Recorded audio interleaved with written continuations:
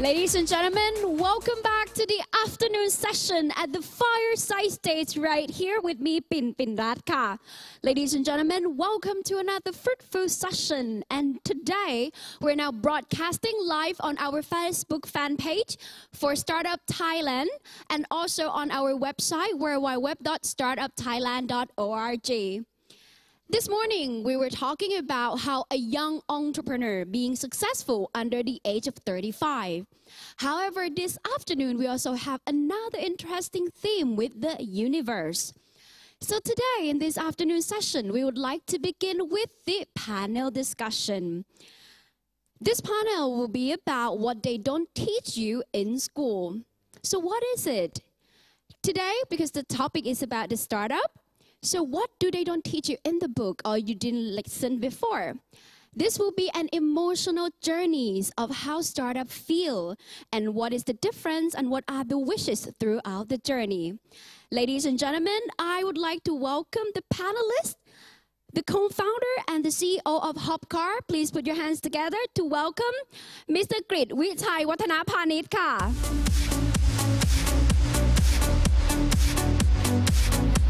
Joining us with the co-founder of ENRES, Jeff Kritsada Tanking ka.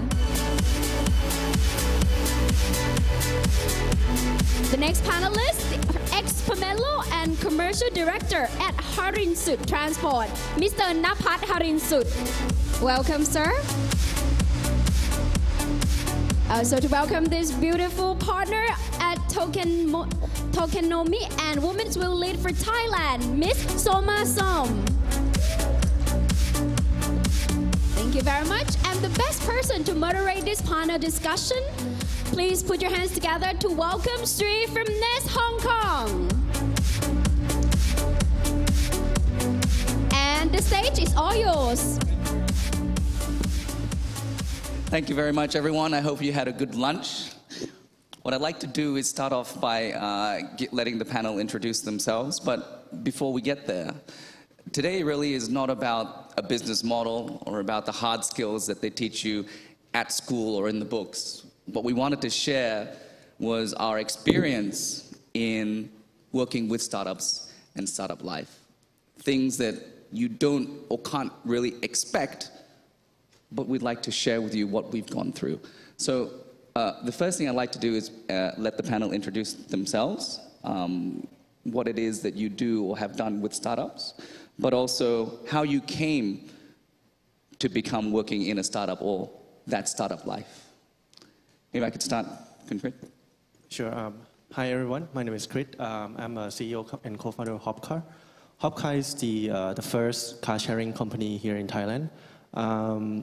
And the very reason that I started Haup Care is because at the time, 2 years ago, there were no car sharing here in Thailand. And it's my motive to do something positive for the country. And that's it's about Haup Care. Hi, my name is Jeff. I'm co-founder of ENRES. So what we do is actually we help buildings and factories use energy more efficiently by cutting the bills. So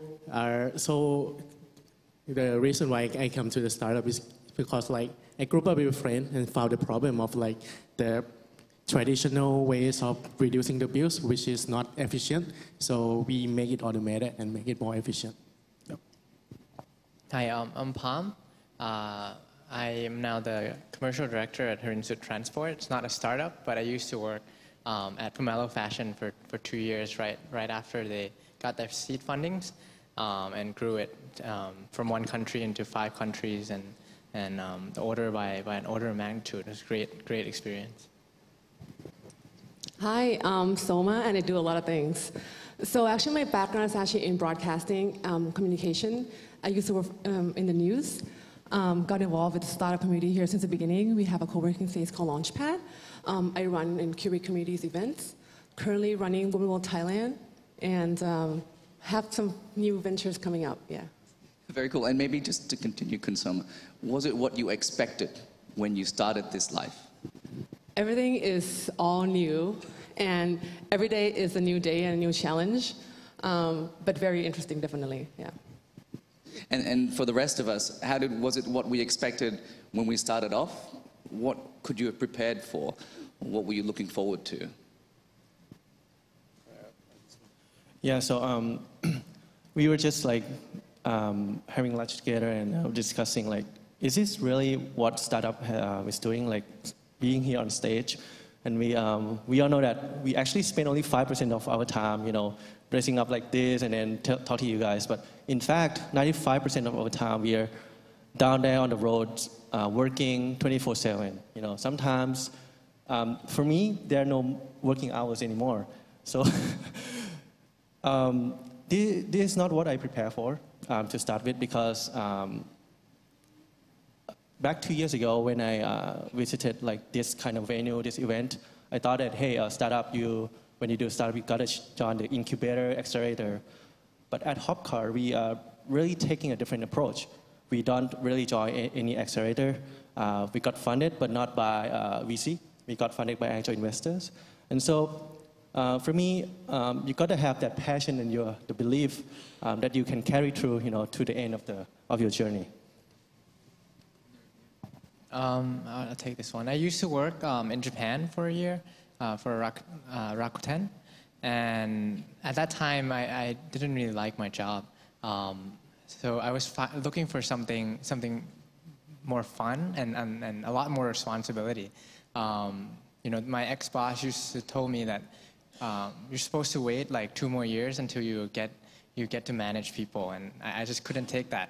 So I decided to join Pomelo when there were about only 10 people. I expected it to be very dynamic, very fast-paced, a little bit of lack of direction, more flexible, and it turned out to be the best decision of my life, and it turned out to be what I expected, but much more. I worked in 5 different departments, from HR doing recruiting, for IT building a merchandising portal. I did operations, opening warehouse in Indonesia and in South Korea, and I also did accounting. So I think it gave me a great breadth of experience, for which I'm very grateful for now that I'm back working for my family. My mantra has been that you want to fail somewhere else first before you do your own, and that experience has been incredible for me. Kunja? So I came from a little bit different path. So basically, before I start my own startup, I actually worked in a startup before. So I kind of have like pace and whatsoever in terms of that. But actually joining, becoming your own startup is pretty much different. So when I was working there, I have a function, I have a job description that I need to follow, and I can do it because of that description. But when I found the own company, it's just like everything you need to do. If there's no one doing that for you, so basically you need to do everything on your own. So it's pretty much different. And maybe just pick up on that point a little bit, because we're talking about lots of different things that we need to do, but there's no way that we would have been trained to do all those different things. So how do you even approach doing something that you've never done before but needs to be done? I mean, we mentioned accounting before. I can share. Please. So with my media background, I used to work for CBS News in San Francisco, and I was actually started as an intern, first Thai intern at the station, and then I became kind of like the producer for the show. And then when I moved back to Bangkok, I was actually joining another news channel as an advisor, a consultant on branding strategy.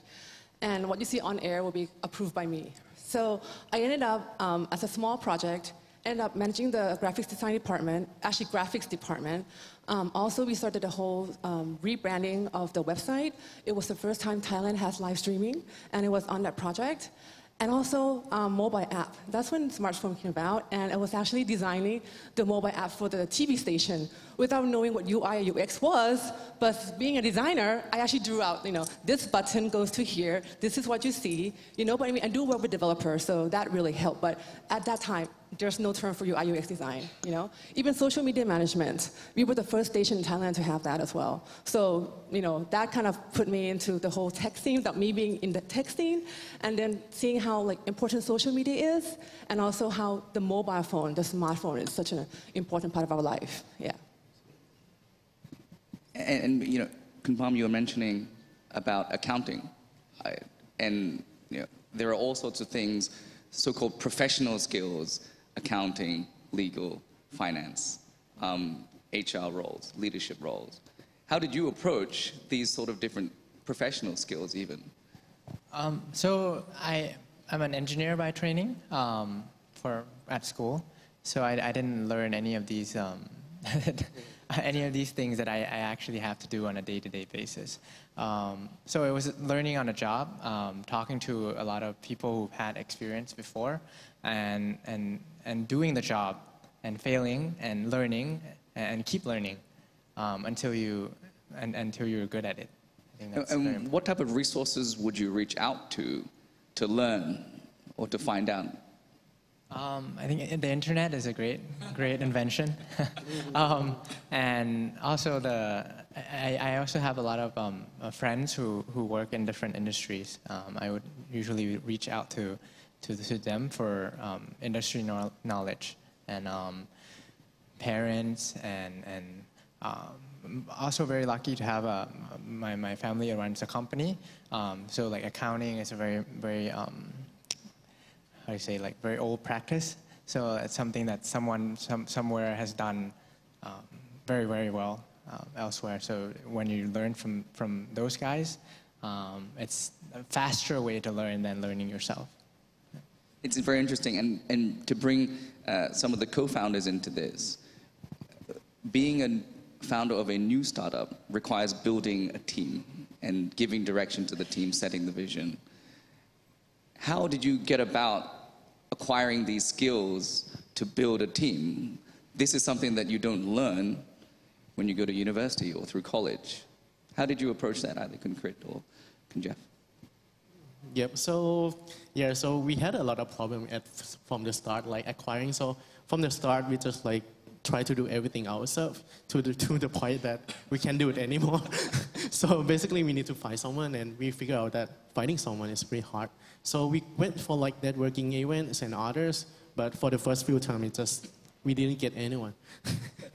So, but from there, it's just like getting to know more people, and from network event to network event, and like reading books and all others, so we can like get more people on board. And then after that, there's still a problem of like, after you get on board, you need to set the vision for them to do the job that you need them to do. So basically that is like setting their vision for the whole company. So we got like, we were good that we went into like accelerator program that actually helped us in terms of like grooming all of this and getting into all of those, and like all the consult and all from the networks that help us, that actually pretty help us a lot. Sure. For me, Haupcar, I think I'm quite lucky that I happen to know my senior friends when I went to school in the States. He was about 10 years older than me, and obviously he has a lot of experience. So Haupcar, unlike many startups, we have someone actually older than us, and he always provides good guidance. I think that's one of the key that takes Haupcar here today. And obviously, we have to keep finding the people who share the same passion.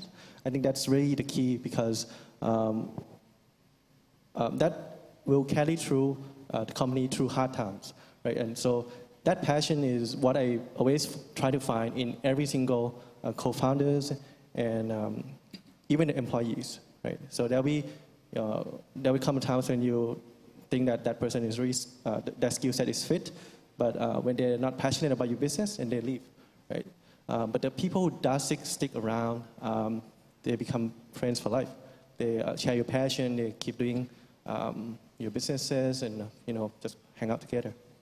And you mentioned friends after you started working together, but in these scenarios and in many scenarios, the first set of teammates are your friends because you share the same interests and the passions. Now, what are some of the challenges that you have when you're working with friends in a business? Leadership, teamwork, roles, responsibilities, decision-making, frankly. How have you felt through that, the emotions, and how did you manage that when you were working with your friends or even your family component? Would you have any advice? Sure. So, well, obviously I'm a CEO, so I have to make a lot of decisions, and of course, some decision is not agreed by my co-founders, right? And how do I go about it? Really, I think it depends. I believe in my co-founders that in their expertise. In Haupcar, we have one co-founder that is really expert in transportation. One co-founder that is one of the best guy in IT. I'm the guy who has a vision and passion, right? And so we kind of let our co-founders make their decisions, right? I'll listen to them more than I listen to myself sometimes, because I trust that that decision is for the greater good of the company. And any of the experiences to share when you're working with close friends or even family? Or is that a sensitive question? Yeah, so for me, actually, we had a good co-founders as well, but we still have like some problem with them. So in terms of like in the meeting, so we allocate like in the same as what Krit said, like in the technology, there's one co-founder that making decision on those and others doing on those. But what we agree on is basically everyone need to like use the meeting to make the decision, and not like, okay, I let it go first, and then after that, I say that it's not a good idea or something like that. But at that, so we have like a meeting, like a 2-3 hours meeting that sit on like how we're gonna set on the, how we're gonna get the solution of the problem. And basically we present the data and all other on that, and just convincing. So it's kind of like a fun game, convincing each other. But basically at the end, it's just the one who has the most expertise gonna decide on what's going to be the next step. Very much. Anyone else? I mean, actually, I think it's also really about dealing with people, you know, and also culture as well. For example, in the US, when we have an issue about design or work or something, right, we can talk it out. Look, this will not work, you know, this is the reason why. And at the end of the day, we can still go out and have some beers or whatever, right? But in Thailand, it's a bit different, you know, you have to be a bit more like smoother, going around the hill to tell them maybe this is not working, we're not trying to hurt anyone's feelings here, you know, but they do take things like, you know, personally. So that is kind of like more of a maybe cultural difference, yeah. Yeah, and I think for a startup and a family business is an entirely different world, right? I think when I was working in a startup, it was more horizontal, where decision makings are done. Anyone can come up with ideas and follow through. Working in a family business where it's like 70 years old, a lot of people are like, you know, 60s, 70s, or a lot older, a lot of family members as well. It requires a lot of lobbying. And the seniority level, you know, yeah, it has an effect on things and decision makings. Yeah, I think a lot of outside the meeting room kind of massaging the idea for like several times and for several weeks until, you know, you finally come up with the direct kind of decision. Which itself is a personal or a soft skill. Yes. That is very much important in the roles that we play. And they don't teach that at school, so it's a pretty hard to learn skill, I think. I wanted to pick up on something that was mentioned earlier about getting us through the hard times or the difficult times, and that emotional journey that anyone involved in startups naturally faces. We mentioned about a vision and that passion, but as someone who was advising or leading a startup, what were some of the techniques, or even for your own person, to be able to get you emotionally up and ready to face those challenges, which in everyone's experiences can happen one straight after the other sometimes. They don't space themselves out nicely. How have we dealt with that? mindfulness. We could talk about meditation and yoga. No, but really, it's a lot of soft skills, definitely. I run a community called Women Will, and one of the things that we focus on is not just the technical aspects, right? It's about communication, how to deal with situations. Because in meeting rooms, that's so important. And if you can get your ideas across, it will make so much more of an impact on what you're trying to communicate and say.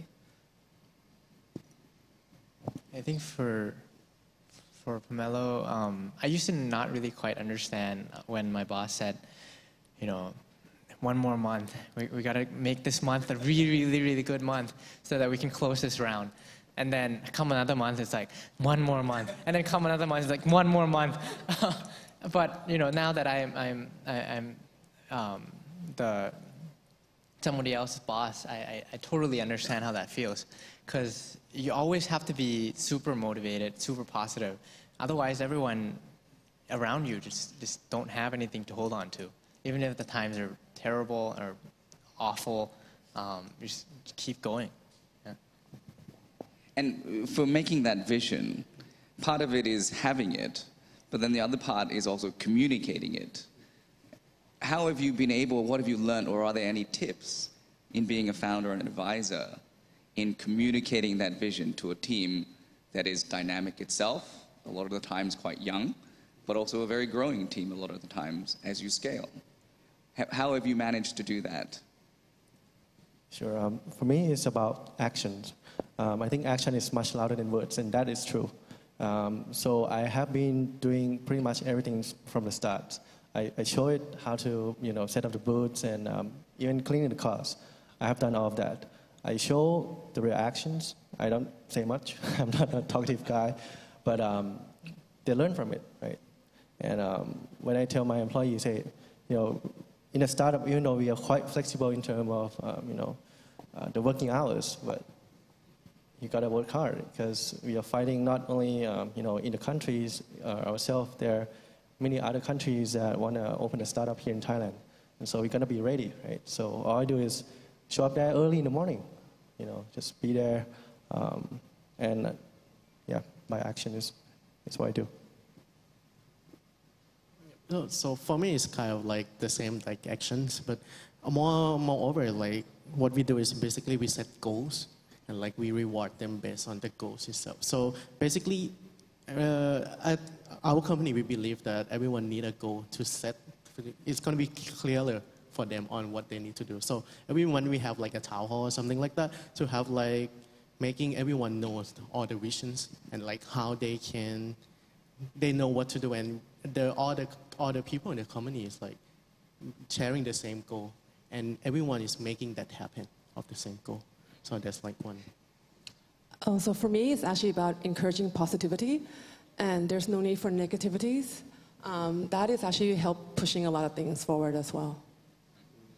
And especially in these times where there's a lot of talk about millennials and post-millennials, of which your teams would be made up of or made up mostly of. And maybe Consumer, from your perspective, when you've worked with millennials or post-millennials now, have you seen any specific requirements or differences between them and those of an older generation, like me, for an example? Have you felt that, or have you seen that? So we got to understand their language as well, right? And understand the way they think and how they behave. And if we can communicate and actually understand them, it makes them much easier. Same thing with working with senior levels, or people that are much more higher in the hierarchy in the company, and also like in age. So to talk to them in a way that they will understand us as well, because they also have a generation gap for us as well, And being younger, they'll be like, why should we listen to you, But if you can tell them, giving examples, case studies even, and, slowly, even outside the meeting rooms, spend time with them a little bit more, they will understand, just give them time a little bit. But being understanding, and empathy, design thinking, but yeah. And how have we managed to have a cohesive team? Because we've got a young team that is dynamic, but we're also looking for a vision. And you will have also people with their own opinions, which is effectively in a lot of startups what we want, that proactive person. And how has it been with you when you're managing or you're advising, when you have these young, energetic teams, they need to be cohesive? what are the avenues or activities that you can do that are team building for this new set of employees, as it were, with your team? So for me at Haupcar, everyone that joined Haupcar gotta go through like kind of orientations. It's pretty much like a workshops, you know.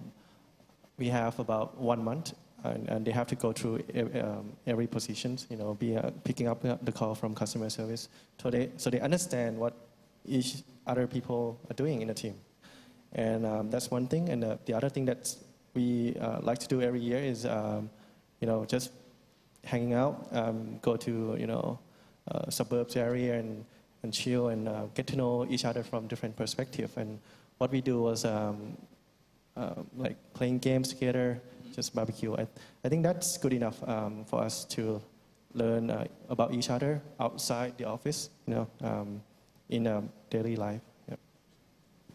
From the others. I think managing is about relationship and trust. So, and relationship and trust is built with time.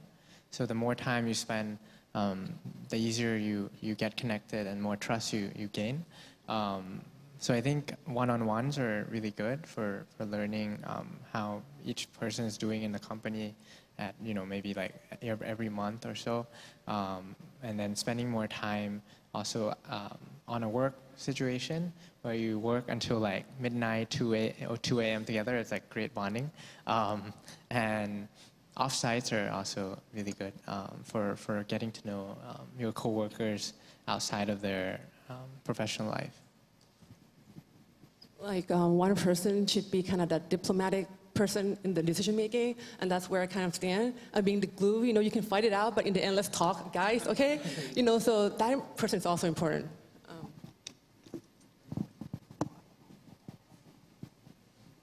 And maybe just bring up something that we were discussing, or that has come up. We talked about 2 a.m. just now. We talked about flexible hours. So it's both flexible, but it's late. How is it that you've managed, or what is it even like to have flexible late hours? And how have you managed to get through those? At this point, I don't know what date it is anymore. It's actually a Sunday, right? And we're actually here. It is Sunday, yes. So that's a good example. And I think if you like work, I tend to think I like work to a certain extent. And maybe sometimes working 2 a.m. is fun. And I think that's important too. For me, it's never about like the time. It's about the results. Well, of course, startups, we don't plan everything as well as the big corporates. For example, this startup Thailand events at Haupcar booth, we plan to have a VR experience about driving. And so, I mean, it's really new. If you just try to buy VRs or 360 camera, it's quite hard to find, right?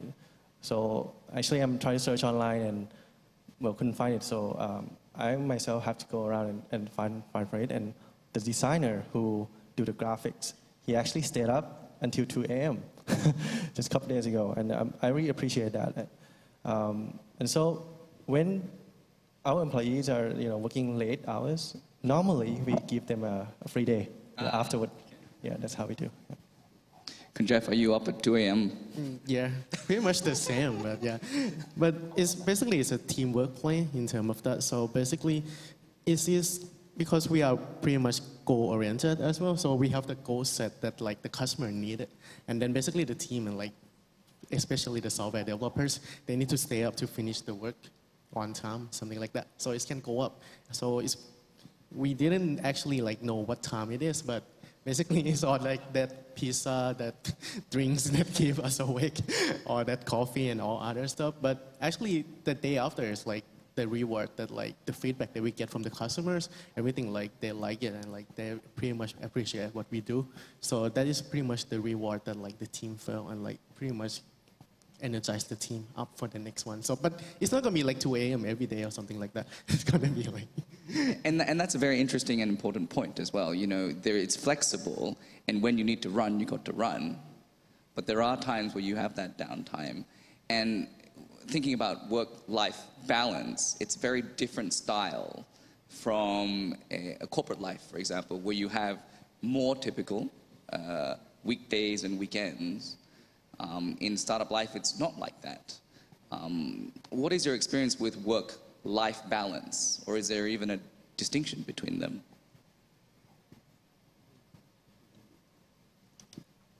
Well, every day my schedule is different.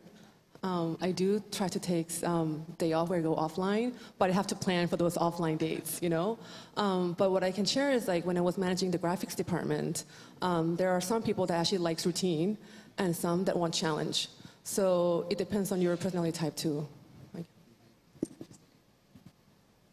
To me, it's like work-life balance. So life is work in terms of that. But yeah, there's sometimes that we feel like it's too much work or something like that. So we just like go out and like have a drink, have like meetings, dinner, something like that. In terms of like, you know, like go to have team building together, and that is basically de-stress it out. So it's much better in terms of that. For me, time management is really important. And I actually did go through like that cycle of work all the time, never have time to eat, and I just stopped exercising. Right? That's one point where I get really fat and just keep working. And actually that backfired on the efficiency of myself. And I happened to talk to some people that I met during this kind of event, and he gave me advice that never skip workout, skip your exercise. It's really important to keep your efficiency up. And so what I did is kind of my year plan is to start getting back to exercise, have a routine, have the exact date for the meeting, and it works out quite well so far. And I feel like I'm more in control of the time, right? And not let the time control me. And then as leaders, this work-life balance is difficult for us to manage. But then when it comes to your team, and especially those that have families that are themselves married and have children, the demands are very different. I mean, I've got 2 children, and the demands are constant.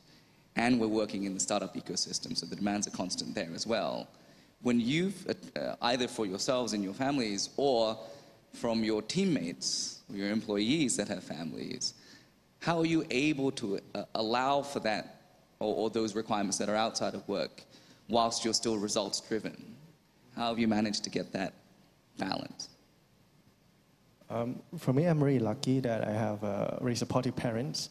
My family has their own businesses, and they still allow me to do my own startup, follow my dreams, and that's why I think I'm really lucky for that. And I'm pretty sure that one day when my startup becomes successful, they will become happy as well, right? And so sometimes you gotta think like a bit long term. I try to spend as much time as possible with my family, with my friends, but as you all know, time is very limited. Yeah. And your experiences, the others? I think you prioritize and prioritize very, very regularly. So you plan kind of every day, and then your priority changes all the time. When I was working a startup life, at that time my grandfather was also sick in the hospital, so I would be taking night shifts, sleeping in the hospital from time to time. And you just have to say, what is more important, and you still want to drive results, but you just got to manage your time well, I think.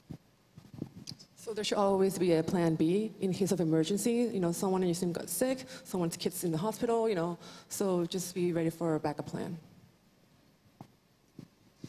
And so when you have that balance, or you have that prioritization, is there still time, or do you find time to develop yourself personally outside of work, going to the gym, keeping fit? But when we were younger, we used to have hobbies, right?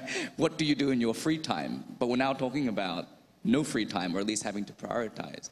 Have we been able to keep up with our passions, our hobbies that were outside of work and were outside of family? Or even developing a new skill or learning a new language? Have we been able to do that outside of work? Well, for me, I can share that. It's so important, you have to keep being motivated and learning new skills, always be learning, that's my motto. Doing sports, I do yoga religiously. Going to parks, being in the mountains is so important to clear your brain, your mind. So yeah, I really take that into consideration in doing time management for myself. Yeah.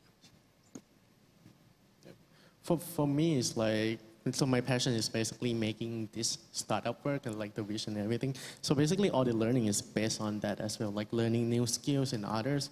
I didn't think it as like it's work or it's like learning or something like that, but I still do that to always like, because for me, I'm engineering background. I don't have like any like sales skills. So I need to learn a lot on the like presenting and like pitch and other things. So that actually is becoming like what I tend to learn. But I also have like hobbies like reading cartoons. I also do that as well. You have still time to read the cartoons? My hobby changes all the time. I think it's so I used to like to play basketball a lot, and it's really time consuming, and you know how traffic is really bad here in Bangkok, and you have to get together with your team. So I changed from doing basketball to running, and you can still keep fit, get the same results with a bit different hobbies. Yeah. I think that's a very good point. Like, I think you adapt, and exercising also, like, traffic is terrible, right, in Thailand, and you just want to sign up for a gym that's accessible to you, or like rent an office building that's has a gym in the office building, so that becomes very, very accessible. Breathing is also an exercise. And we started off, we're talking about developing new skills here, but we started off at the beginning of this panel about the fact that school or academia doesn't quite prepare you for startup life. Of the times that you were at school as a teenager or through your 20s as you were doing B school or undergrad, what do you find is the most relevant course or even technical skill that you picked up that you're applying through your life as a startup founder or advisor? For me, it's, the key is about the habit that I developed during my studies. I'm really used to a routine life. I have to wake up at 7, go have breakfast, go to class, go to gym after class. And I tend to keep the same schedule for work. And it turns out to be one of the most important skill sets that I learned during my school years. It's about that habit, the discipline that you have to keep doing it. Not about learning physics and mathematics. Those doesn't help at all. In the experience? Well, I'm a designer. From a designer's perspective, it might be different than engineering. But I learned so much from my design courses, and one of the professors is in my heart. His name is Professor Bibi, and he really encourages you to explore things, think outside the box, solve problems, find ways. And I really learned so much from being in that course that it's helping me today, and you gotta use the resources that you have, and how can you make the most out of it in the most creative way and being innovative, so I learned a lot from that, yeah. For me, it's actually not a course. So basically, I attend an event. It's called like 3-Day Startup over in the US. So basically, what the first day is basically just brainstorming, and the second day is they basically lock the room and like let everyone go out to the street and actually ask people like, what is your idea about, and like how do people like it, and like get the result from that. And actually, I learned from that a lot. That I saw that like, a lot of things that I thought that they will think is not what they actually think.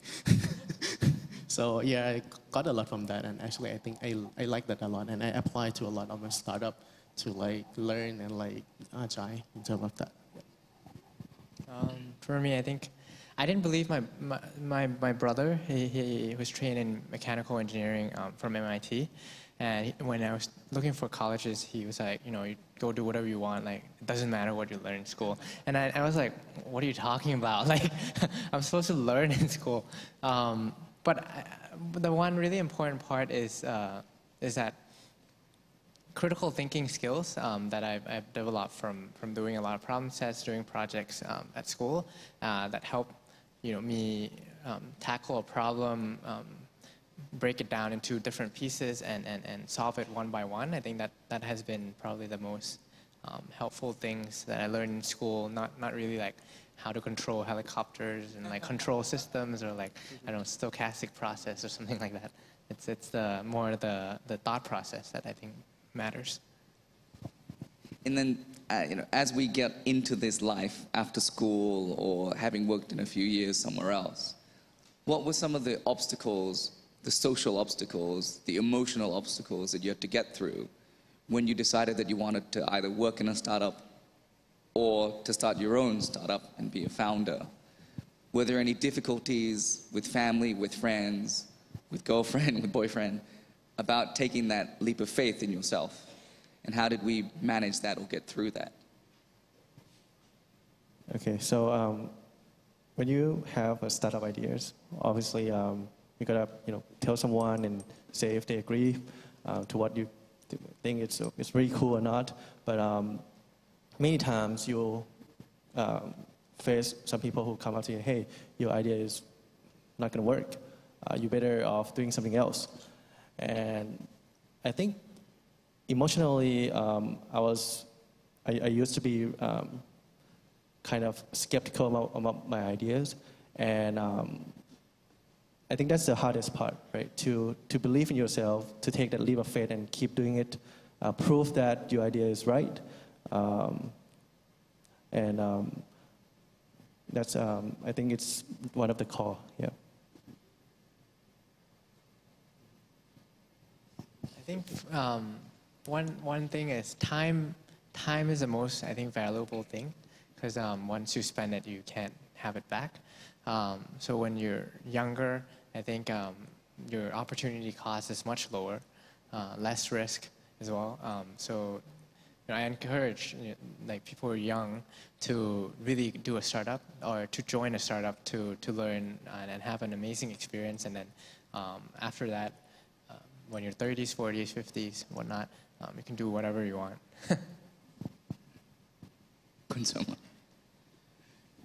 Can you repeat the questions again? Well, when you decided that you wanted to become or work with startup or be in the ecosystem, were there any barriers in your mind that you had to face socially or personally to get through it? So of course, in the beginning, people didn't know what startup was, right? They didn't know what a co-working space was, and we're in that business, and we had to explain to people, and they still don't understand. And then startup became a trend, and then everything became a startup. Everywhere became a co-working space. It's definitely interesting times, But yeah, just actually believing in your idea and carry through, right, and making it work. Yeah. Yeah. So for me, it's kind of the same with Krit. Basically, it's everyone just saying like, your idea wouldn't work. You should do something like, there's some other way that people doing it and that is working. Why you need to do something different or something like that. So that is like the main obstacles, but still it's just leap of faith and basically test it out. Like just go out and like talk to the customers and ask them what they like. And that, yeah, basically. And it's very interesting. A lot of us have mentioned the same thing, that it's about keeping faith in yourself and your ideas. But to balance that out, we also need to be modest and humble enough to know that we might not have all the answers. So through our journeys, how have we balanced that faith with the fact that we need to listen sometimes, or we do need to agree? So surrounding yourself with people who understand you, that is so important, and always be bouncing ideas. For me, that have been working, yeah.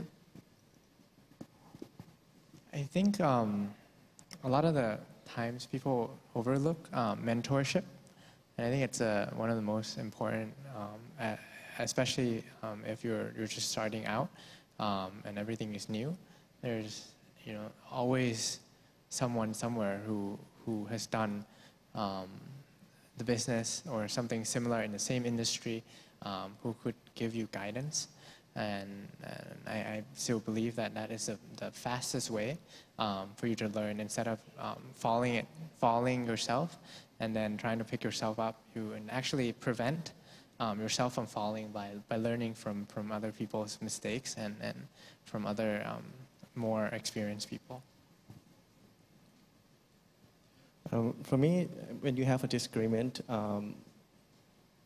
and you have your faith, how do you balance that out? I think that's a very good question. And the way that I do that is I try to validate if that disagreement is right by mostly using data or numbers. So when people are saying, hey, your idea is not going to work, it says, build your MVP and try to validate if the market exists. If it does, then yeah, it just disapprove their disagreement. Yeah, and that's how I do it. Like try to listen to what other are disagreeing about, but just not try to have much ego. And that's quite hard. And the way to do that is the data. Yeah. For me, it's kind of like So basically, like faith for me is making like everyone can reduce energy as a whole, but like the business model and everything is the one that everyone comment and like your pricing, your market or something like that. So basically all of that is like the feedback that we got, and basically we incorporate that into our faith. So our faith still stay the same, but there are other ways to get to the faith as well. I do want to spend a little bit of time on the more positive aspects, because right now we've talked about the difficulties and the challenges, but what has it been rewarding or most rewarding in that journey that we've gone through as founders or advisors working in a startup? What to you has become maybe even the most surprising aspect about being in a startup? On the positive side, what's been the most fun? It's kind of, sometimes you think that you have your limitations, right? And when you work in startup, there aren't really that limitation. You gotta break it too. And for me, the most rewarding is all about making myself better, but not only myself, but everyone around me are getting better as well. And I'm really happy that I'm seeing like everyone around me are progressing, do much better every single day. For me, it's like the most rewarding is like when you got the feeling, when you got that customers' feedback and they love it, the feeling, all those feeling, or like even the feeling, because we joined Escalator and we got that place. So that feeling is like what keep us as a team to go, and like everyone just think of that feeling and like, okay, we are up for it. I think it's people. It's the people you work with who are super dynamic. Everything is fast-paced. At the industry that you're in, or like other co-founders that you meet who are also trying to build something new, trying to create something new. And the people in who you manage also. I was running a 20 people warehouse, and I think one of my most rewarding experience was to know that there's this kid, like 19-year-old delinquent. I was able to pull him out from like a gang. He has like tattoos all over him, right? Pull him out from a gang, give him more knowledge, ensure that he can do better, have a better prospect in life. I think the ability to influence and help others has been probably the most rewarding. And connecting people and giving them opportunities that you don't know what will be the outcome, and for them to come back to tell you thank you so much for giving me this chance. And I was like, wow, didn't know, but yeah, awesome, great, I'm so happy, and those kind of things, definitely. And so, as one of the last questions for tonight, what in the audience or to the audience would you give as your tip or advice or guidance for someone who's contemplating starting this life that we've jumped into? I see a lot of smiles here, so there's a lot of guidance and advice that you'd like to give. I think for me, it's just do it. I think you'll never be prepared enough. So you just have to make the first step, and it's going to be a terrific journey. It's terrifying but fantastic. Be your authentic self, and follow your heart. You can do it. Just do it. For me, it's like just believe in it. If you believe in it, basically you can sell it out. Like other people will believe in it, but you just need to believe in it first. Yeah, pretty much the same as everyone here. Just do it. Don't waste your time. Go out and test it out. I know that there might be some people here that already started their startup, but there are many that still waiting, testing the idea in their heads. So the best idea is to execute rather than have your ideas for yourself. So let's make that tangible now and activate. So you say, just do it. Believe in yourself and take it. And there's no better time to do it. What should that step be? What should that action or that first action be to get us on this path to being a founder or within a startup? I can tell this from my experience. So the core of before you ask some tech guys to build 1 million products, test, do an MVP. Just go out, do surveys, hand out the leaflet. Try to pay attention to small details, right? For myself, I did actually hand out the leaflet that has my website on it, but I haven't had my product yet, just to test out how they think about your ideas. But be really mindful about small things. Pay attention to how people react to your first ideas. Yeah. For me, it's kind of the same. So just talk to them. So for when we start ENRES, so it's more like B2B.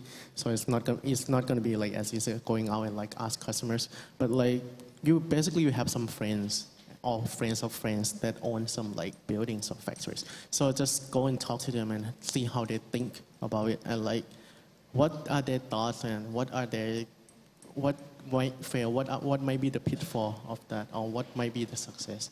And just gather from that and just talk to as many as you can. So one, what is the problem trying to solve? Okay, and for me the key is if you can find a wow factor or how to solve that problem, do it. And you gotta work hard and push it. Yeah. I think another way is to throw yourself off the cliff. Just quit your job, make it so that there's no other options other than just doing what you must do. And then, if you have faith in it and you believe in it enough and you never give up, I think, it will come true. And be awesome while doing that.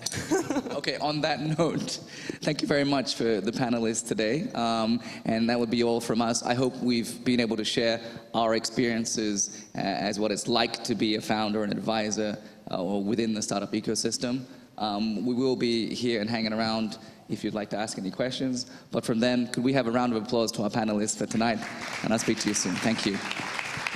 Thank you very much. Thank you very much, all the panelists, and of course our moderators. Thank you very much.